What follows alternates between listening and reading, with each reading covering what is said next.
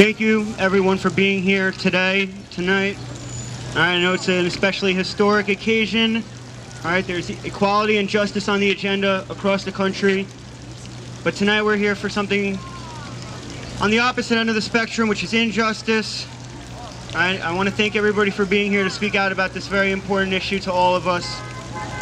All right, congratulations specifically to everybody who's benefited from the Supreme Court decision that was handed down today. It's an important fight for what's right, and that's why we're here. We want to talk about doing the right thing. My name is David Karopkin. I'm the founder and director of GooseWatch New York City. We're here today to call attention to and speak out against a slaughter that's been going on in New York City parks for 4 summers now.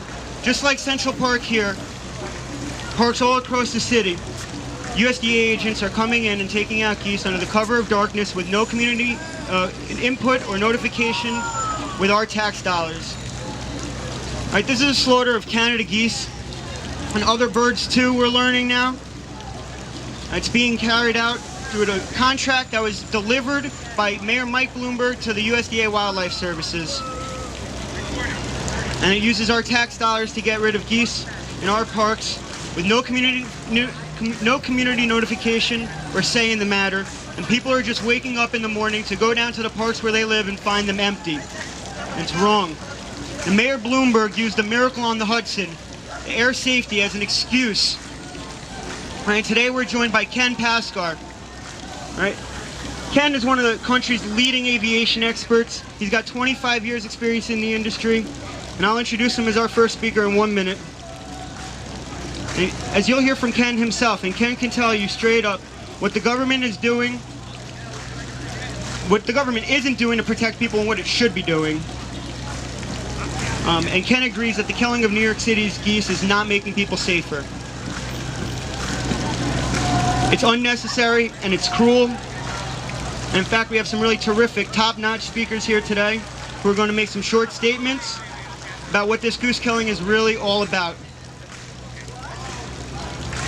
We've been fighting really hard to fight this terror and to protect the animals that live in the parks near us.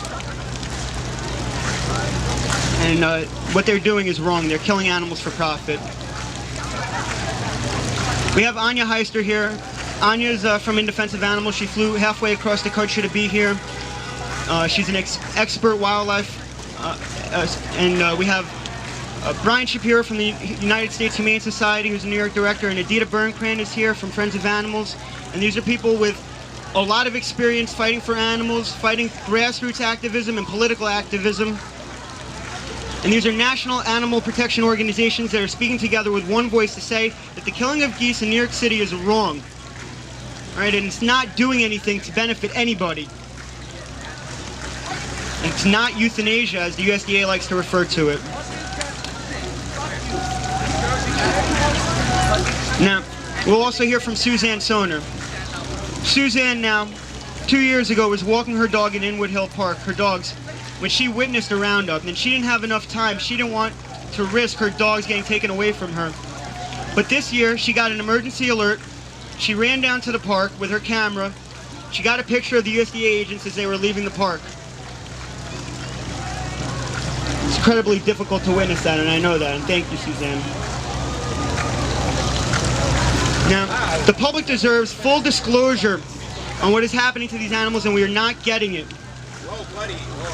USDA Wildlife Services needs to be exposed. When Prospect Park's geese were massacred 3 summers ago, there was a huge outpouring of support for them. Public officials had heard from community members that they had never heard from on issues relating to animal protection. And 3 years ago, we didn't know what this killing was all about, but now we do. We know what's going on. And we have all of these great speakers here today who are going to tell you all of the reasons why this is wrong and why it doesn't work. It's inhumane, it's wrong, and it shouldn't be going on with our tax dollars in our parks, with our money, without our notification, without our input, without the opportunity to even say what's on our mind about this issue. All right? And we have a sizable network now. Okay, look at all of the people that are here today. And this doesn't necessarily include all of the people who have been getting up at 6 o'clock every morning to go down to the parks and wait every morning in parks all across the city where there are geese and wait with their cameras and their cell phones for the USDA to come, and with the hopes partially that they would capture on camera what's going to happen to the geese, and also with the hope that they won't come, and that by being there they'll prevent them from coming. Okay, now my hope is to see a political solution. I would like for the elected officials in this city who represent us to be held to task on this issue, to be held accountable, and understand that there are people who care about what goes on in our parks, who care about the wildlife, and who care about everything that we're going to be talking about today. And we need to communicate our values and our thoughts on this issue to those elected officials. Okay, my hope is that after today, the public, the press, will begin to see these animals for what they are. Okay, they're not nuisances or pests, they're vestiges in an urban jungle, and we're lucky to have them, and we shouldn't take them for granted. Okay, and again, as you'll hear today from Ken Paskar, this is not about aviation safety, and this is a fight against the USDA Wildlife Services, who kills animals across the country for what we've seen a lot of different reasons, and really any reason they can come up with. Okay, and certainly, last but not least, we have Mary Beth Purdy Artz, and Mary Beth is somebody I consider my inspiration. She's the reason that I've been inspired to continue this fight, and it's because of her tenacity.